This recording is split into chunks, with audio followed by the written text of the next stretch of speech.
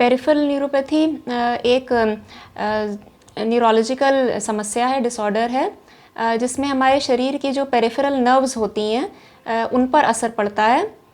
जो peripheral nerves हैं हमारी, वो शरीर के विभिन्न अंगों से मस्तिष्क को और हमारे स्पाइनल कॉर्ड को, जो कि रीढ़ की हड्डी के अंदर होती है, उससे जोड़ती है।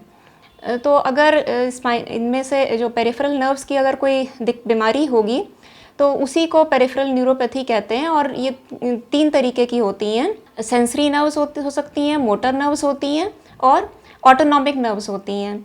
तो अगर सेंसरी नर्व्स पे कोई असर पड़ता है, सेंसरी नर्व्स का काम क्या होता है? सेंसरी नर्व्स हमारे जो शरीर के खाल है, स्किन है, उसको मस्तिष्क आदि से जोड़ती है।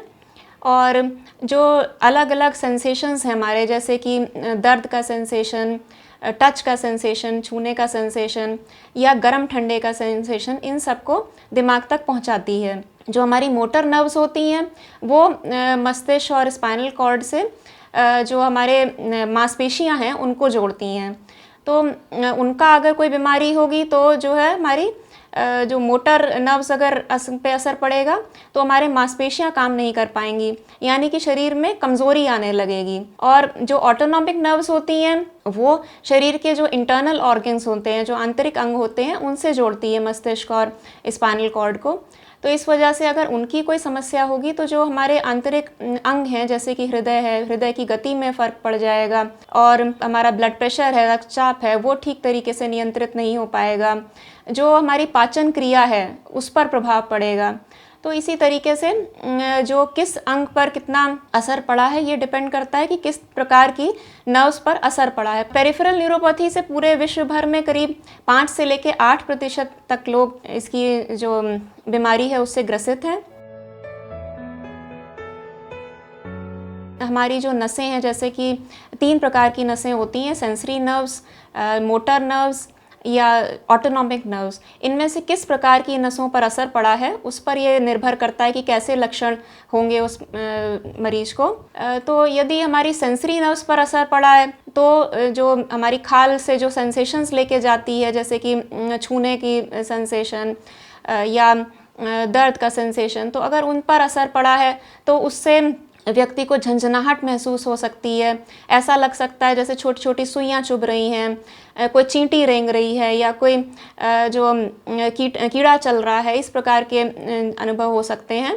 और दर्द हो सकती है, जलन महसूस हो सकती है। और अगर इसमें भी 2 प्रकार की चीज़ें होती हैं, या तो ये सेंसरी नर्व्स का जो असर है, ये जो हमारे शरीर के जो विद्युत तरंगें या इलेक्ट्रिकल सिग्नल्स ट्रांसमिट होते हैं इन नर्व्स के ज़रिए, इन नर्व्स पर असर अगर ऐसा पड़ा है कि वो विद्युत तरंगें ज़्यादा निकलने लगी हैं तो इस प्रकार के लक्षण होंगे। और अगर वो कम निकलने लगी हैं या निकलना बंद हो गई हैं उस जगह पर, तो सुन्नपन महसूस हो सकता है या भारीपन लग सकता है व्यक्ति को। यदि कोई व्यक्ति कुछ चीज़ पकड़ने की कोशिश करता है तो उसके हाथ से छूट जाएगी वो वस्तु। ऐसे ही पैरों में अगर ये दिक्कत है तो चप्पल फिसल जाती है। अब चप्पल फिसलने के या चीज़ें पकड़ ना पाने के भी 2 कारण होते हैं। एक तो ये कि सेंसरी नर्व्स पर असर पड़ा है, और दूसरा ये भी हो सकता है कि आपके मोटर नर्व्स पर असर पड़ा हो, यानी कि कमज़ोरी की वजह से भी ऐसा हो सकता है कि पाँव से चप्पल फिसल जाए या फिर हाथ से चीज़ें छूट जाएँ, क्योंकि आपकी जो हैंड की ग्रिप है, जो चीज़ें पकड़ने की जो क्षमता है, वो कम हो जाती है।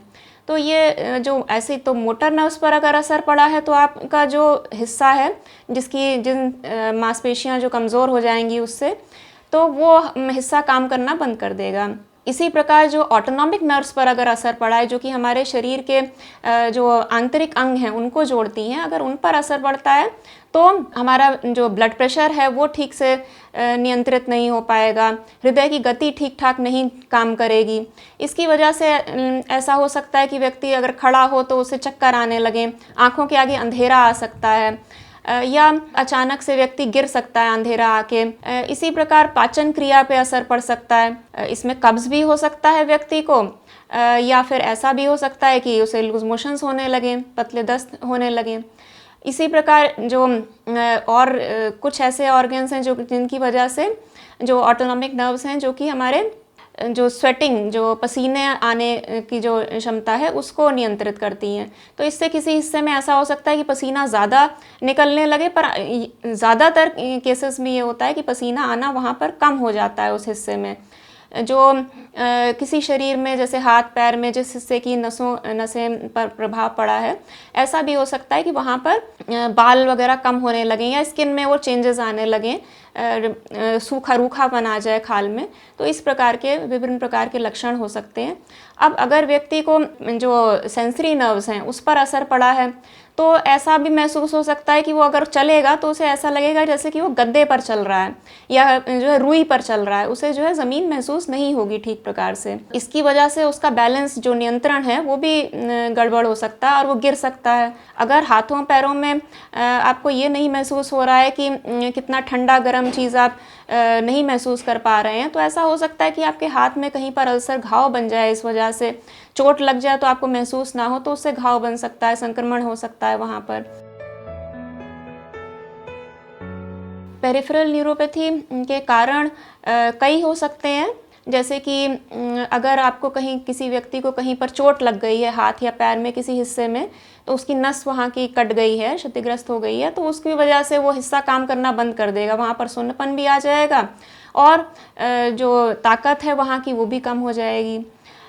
इसी तरीके से अगर किसी नस के ऊपर जो है कोई गांठ बन गई है, कोई ट्यूमर बन गया, रसौली बन गई है और वो वहाँ पर दबाव डाल रही है, तो उसकी वजह से भी जो नस काम करना बंद कर देगी, तो वहाँ पर सुन्नपन आ जाएगा। ये जो भी न्यूरोपैथी के अलग अलग लक्षण आ जाएंगे।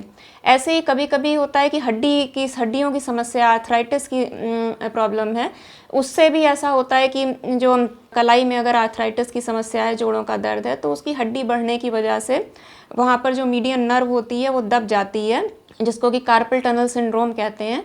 तो वो भी एक प्रकार की न्यूरोपैथी उसकी वजह से भी होती है। अब इसके जो बहुत सारे मेटाबॉलिक कारण भी होते हैं, जैसे कि जो अगर किडनी की, गुर्दे की जो समस्याएं हैं या फिर जो लिवर की समस्याएं हैं, उनकी वजह से भी नसों पर असर पड़ जाता है और नसें खराब हो जाती हैं। जो एंडोक्रिनल प्रॉब्लम्स या हार्मोनल प्रॉब्लम्स हैं, जैसे कि डायबिटीज़ है, मधुमेह है, blood sugar, high blood sugar की बीमारी है, उससे नसों पर असर पड़ जाता है। ये देखा गया कि अगर 10 साल से ऊपर व्यक्ति को टाइप 2 प्रकार की डायबिटीज़ है, तो उसकी नसों पर असर पड़ने लग जाता है। तब ज़्यादा होता है ये अगर वो अनियंत्रित है।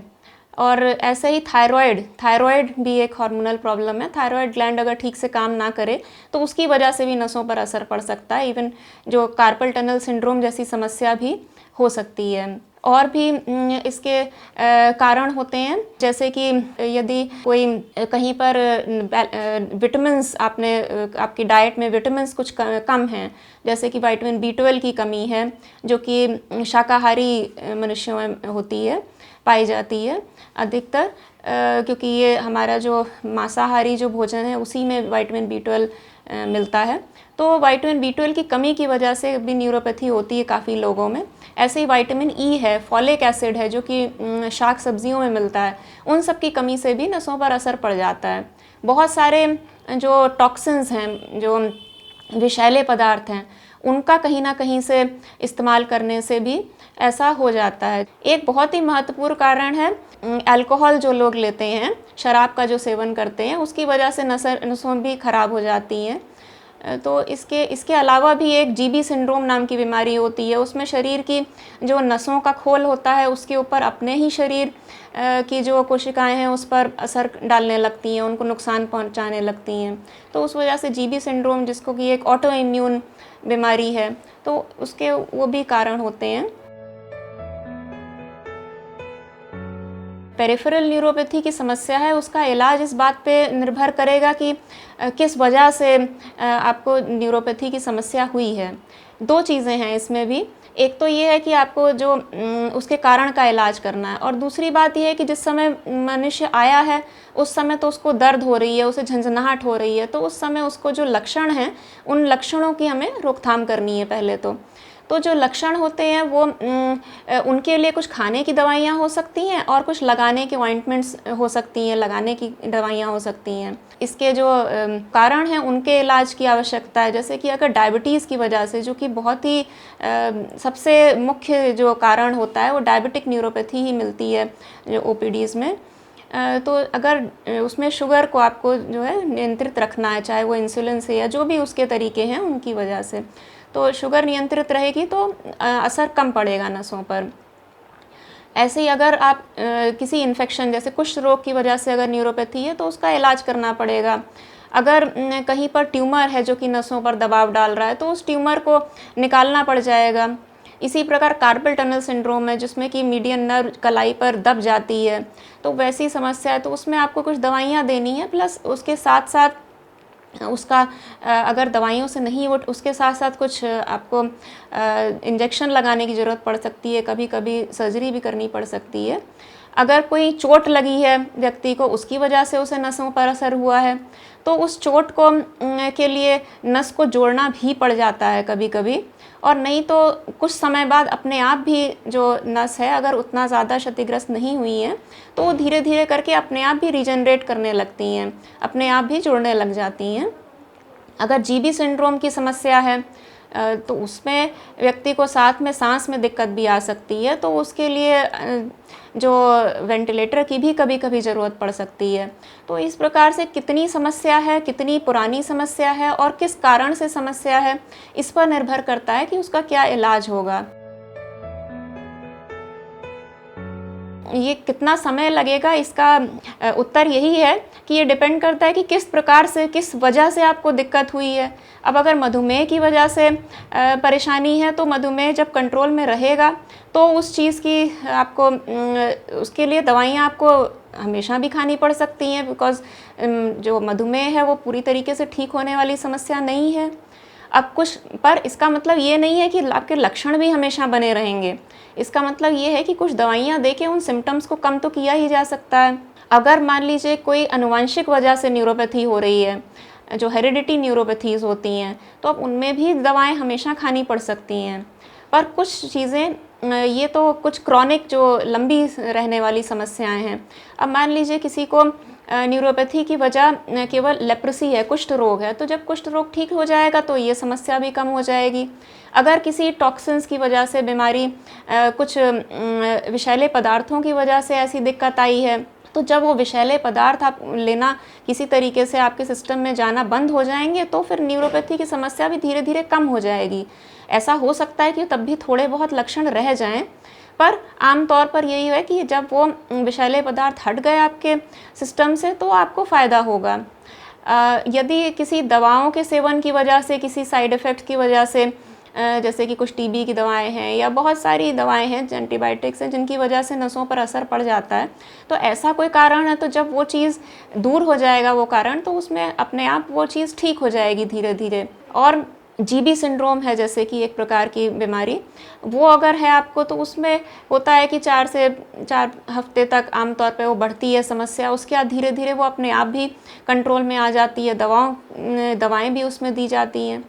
तो अब ये कितना समय लगेगा ये उसके प्रकार पे जो है निर्भर करता है, और इस बात पर भी निर्भर करता है कि आपने दवाएं किस ठीक से ली हैं कि नहीं और कब किस स्टेज पर इलाज शुरू किया है। जैसे कि विटामिन B12 की कमी का इलाज अगर आप बहुत अर्ली स्टेज में बहुत ही जल्दी शुरू कर देते हैं तो पूरी तरीके से ठीक हो जाती है। पर अगर समय बढ़ जाता है, जैसे जैसे समय बढ़ता जाता है वैसे वैसे कुछ परमानेंट इफ़ेक्ट्स आने लगते हैं नसों के ऊपर, तो उस समय उसमें पूरी तरीके से फ़ायदा नहीं होता है वही इलाज करने पर। लाइफ़स्टाइल में बदलाव इस बात पर निर्भर है कि किस प्रकार की आपको समस्या हुई है। अगर डायबिटीज़, जो कि सबसे प्रमुख कारण है न्यूरोपैथी का भारतवर्ष में, अगर शुगर उसकी डायबिटीज़ की वजह से आपको दिक्कत है तो उसमें तो मैं यही कहना चाहूँगी कि prevention is better than cure.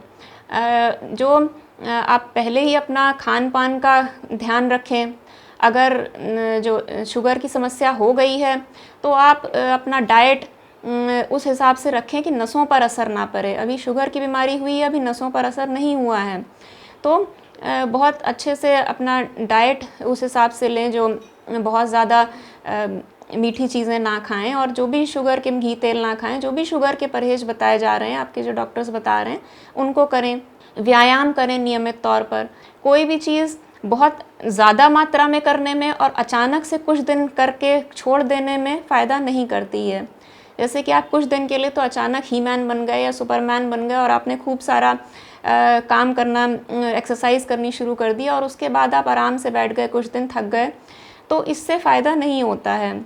अब तनाव की जहाँ तक बात करते हैं, तो तनाव ग्रसित होने से बहुत सारी समस्याएं जैसे शुगर है या विटामिन बी12 की कमी की वजह से मान लीजिए जो न्यूरोपैथी होती है, तो उसके लिए ज़रूरी है कि आप अपने डाइट में थोड़ा सा अगर आप मांस मछली नहीं भी खाते हैं तो दूध का सेवन कर सकते हैं, क्योंकि बी12 दूध में होता है।